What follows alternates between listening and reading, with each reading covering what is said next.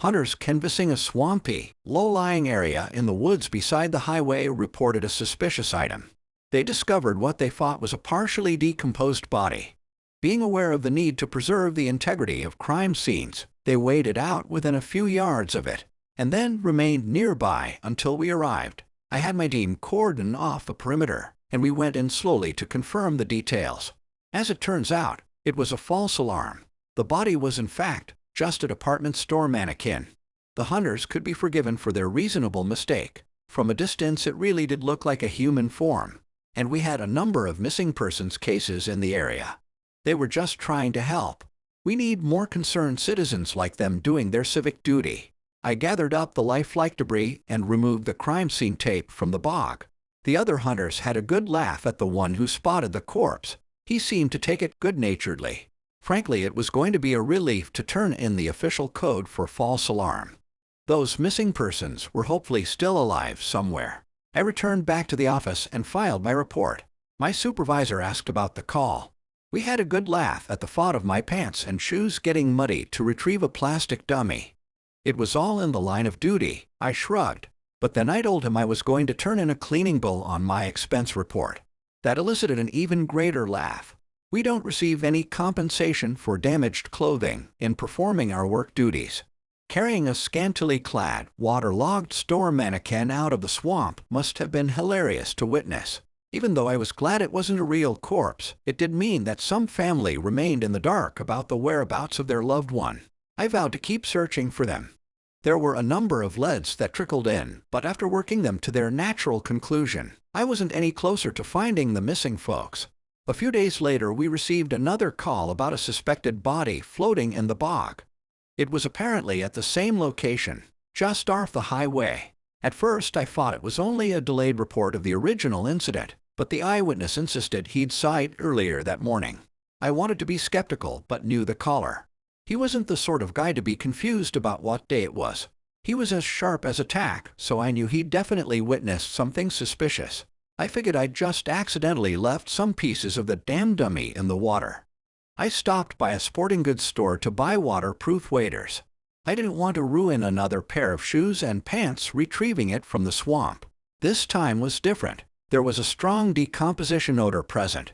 Even from the road, I smelled it.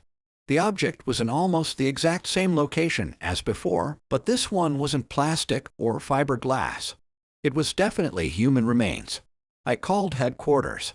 My investigation team brought their forensic tools and cordoned off the investigation grid. The corpse was an adult female in a fairly advanced state of decay. There were no obvious signs of trauma, but I'd leave the deeper analysis to the medical examiner. It was my job to preserve the scene and retrieve her body. By my estimation, the body had been there for quite some time. It was waterlogged and had possibly been weighed down by something to expedite the process. It didn't take a rocket scientist to realize it was weighed down by the mannequin. Besides underscoring my admittedly subpar earlier investigative work, it also suggested a clever culprit. They had to have realized that eventually the real corpse would rise to the surface. What better place to hide a real body than underneath a fake one? It was bound to make the investigator dismiss it as a false alarm. The idea was as clever as it was daring. That afternoon I mulled over what we knew. The victim was a young adult Caucasian female, previously in good health, and her cause of death was definitely a homicide. Her fingers were badly degraded from submersion in the murky swamp water, but the medical examiner did his best to get usable prints using a few advanced forensic techniques he knew. We'd hopefully get results back from the state crime lab soon. Her general features matched one of our missing persons cases, but the prints and dental records would conclusively verify what we suspected. Then would come the difficult task of informing the relatives, figuring out what happened, and who was responsible. She deserved justice. I was troubled over the bizarre method of disposing the body. The killer had hundreds of square miles of inconspicuous places to hide his violent deed, yet the culprit chose to almost flag her corpse for us to find. It was an incredibly risky decision. Why draw our attention to her rural dumping spot? An old log or nearby river stones placed atop the body would have possibly held it down indefinitely. Honestly, the odds of finding a well-hidden victim are pretty slim, but we don't advertise that to the public. Crime shows and movies imply that no crime goes unpunished, and that misnomer hopefully serves to discourage some premeditated crimes. Usually, though, most murders are solved by hard work of the investigator, dumb luck, and accidentally incriminating behavior by the culprit. Strangely, this murderer actually took deliberate steps to help us find her body. On the surface, it didn't make sense. Once the victim's identity was determined, we'd interview her known associates. It's almost always someone they knew, but in this case it seemed like the killer was daring us to catch them. Either that or they were so cocksure of their mental superiority that they hoped the plastic marker was so distinctive we'd never look there again. It was clever, ironic, and cocky. I admit my first instinct was to discount there being a real body at the crime scene after retrieving the mannequin earlier. The killer may have also realized escaping decomposition gases would eventually cause it to rise. They may have hoped we'd assume it was just another false alarm and leave it there, unmolested. Those theories and others even more bizarre floated in my head as I awaited the final lab report. When it came in, I had the unpleasant task of informing the young lady's parents. It wasn't the news they wanted to hear, but it hopefully offered them closure. Not knowing can lead to a false sense of hope. I vowed to uncover the truth and bring her killer to justice. Then I asked if they could give me a list of her known friends and associates. Up until that point, they had been appreciative and forthright. As soon as I asked whom she hung around with, they grew immediately silent. It wasn't just my investigator paranoia thinking that either.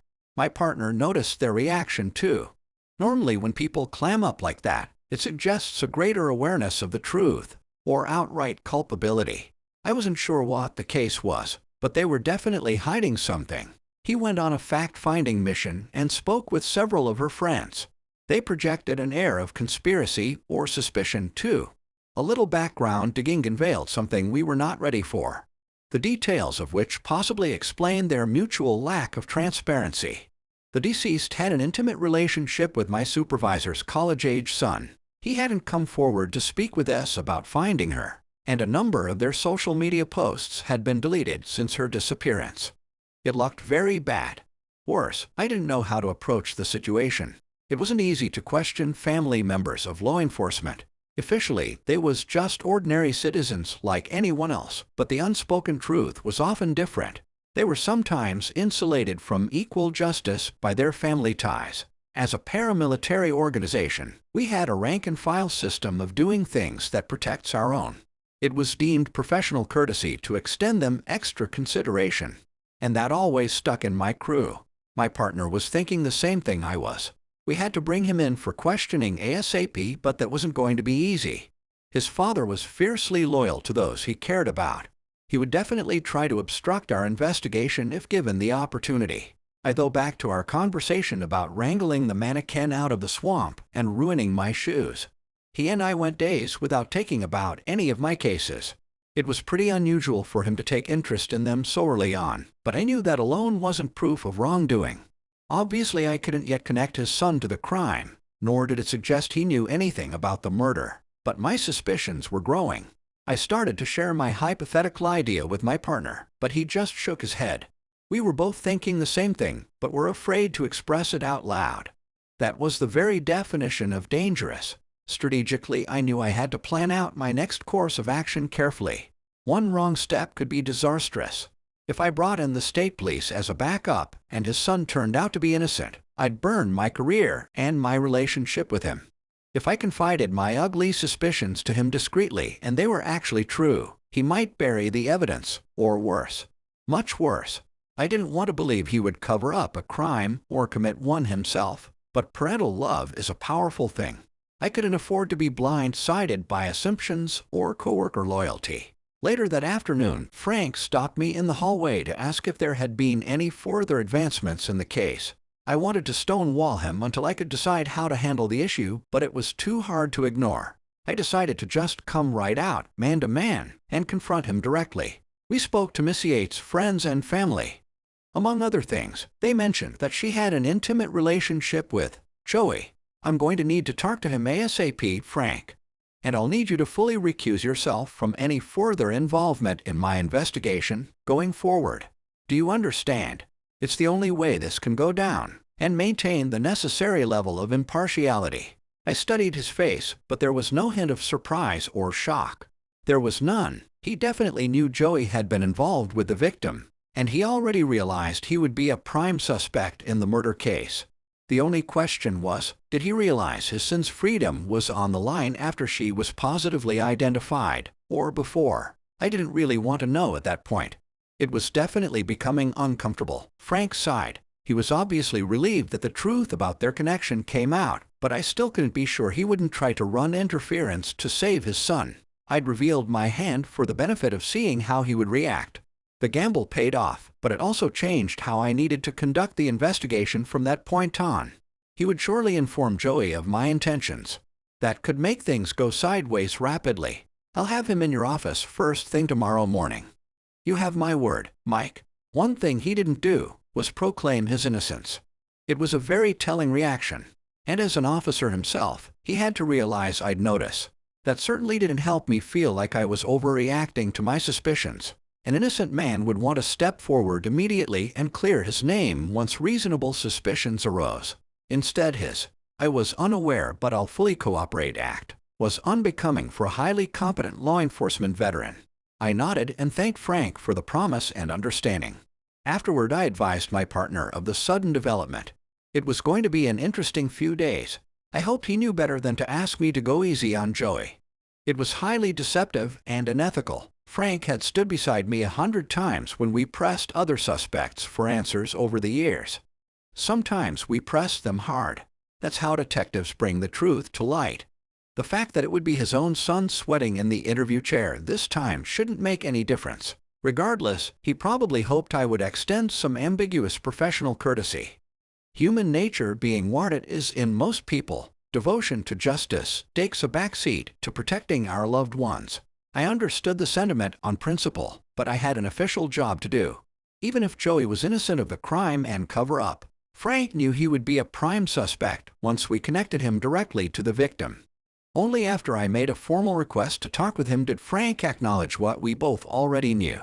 He was using his authority to glean details of my ongoing investigation in order to shield his son from suspicion. I put my partner on stakeout duty that night to make sure little Joey didn't run. We no longer had the element of surprise. If he fled, we'd unfortunately have to work against our own organization to bring him in because some of our fellow officers would help him out of misguided loyalty. I also reminded Jesse that Frank knew we'd stake out his son's home. As a highly experienced veteran, he was familiar with every trick in the book to evade detection. Ordinary fugitives blindly react. The as-yet uncharged son of a high-ranking police captain would be able to plan out an effective escape using the vicarious knowledge he possessed by being so connected to the law enforcement world. Jesse would have to keep his eyes peeled. To my surprise, Joey arrived at my office door right on time the next morning. On one hand, it was a big relief to get on with the process and avoid dealing with drama and complications. Almost immediately, however, I got the impression he'd been coached on exactly what to say and what not to say. That part wasn't so surprising. It didn't take having a chief detective for a father to realize that being interviewed in a murder investigation was going to be intense. Even innocent people sweat during the prolonged heat of interrogations. It wasn't so jaded that I believe it was impossible for the innocent to look guilty when they were not. Plenty of innocent folks fall apart because they are nervous, and it makes sense to organize what they plan to say, but that also makes it more difficult for investigators like me to determine their culpability. There's an ebb and flow to these things, and appearances matter. Joey was way too well coached for ordinary techniques to be effective. Up until that point, he'd passed the sniff test of my run-of-the-mill questions with flying colors. I could feel his father's eyes monitoring the proceedings through the one-way mirror. Clearly, Frank was making sure his son followed the script he'd rehearsed the night before. So much so that his answers came off the tongue too quickly. I knew I had to switch gears if I was going to have any success, but that would be tricky too. It had to be quick and highly convincing. Ordinarily, having Frank witness the interrogation wasn't a big detail at all. He would observe the suspect's reaction and behavior while my partner and I hammered them with questions. In this case, however, I knew it was me he was watching. If I rattled Joey too much, he'd swoop in and put a stop to the interrogation. I wasn't sure what pretext Frank would use to silence him, but Joey would clam up, and any reasonable hope of a confession would go out the window. After 3 predictable softball questions in a row, I did a dramatic about-face to throw him off guard. Previously, my questions were not accusatory at all. They just dealt with verifying his whereabouts from the time period of her last known eyewitness appearance, up until her body was discovered submerged in the swamp. I came out and asked Joey point-blank if it was his idea to use a mannequin on top of her real body as a false flag to confuse us. He actually grinned. He was visibly proud of how clever he'd been to use it to weigh her body down and delay the investigation. It was the first natural reaction I'd witnessed from him all morning.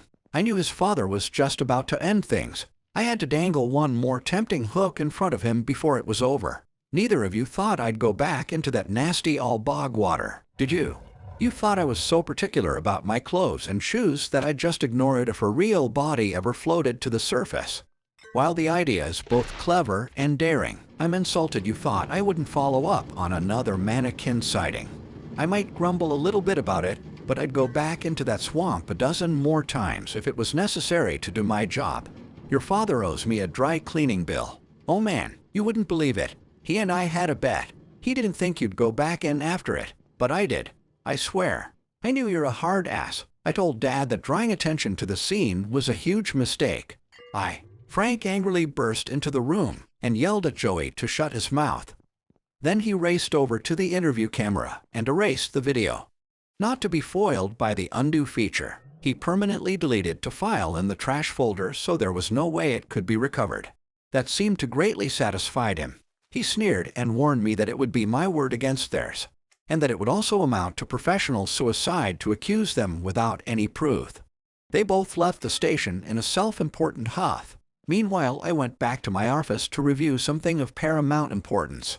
Anticipating a similar scenario to what actually transpired, I'd set up a backup camera in the interrogation room to document everything and capture evidence. I decided to let the FBI know I had not extended my colleague with the professional courtesy he wanted. Instead, I'd let them be the ones to inform him about the extra video camera at their trial.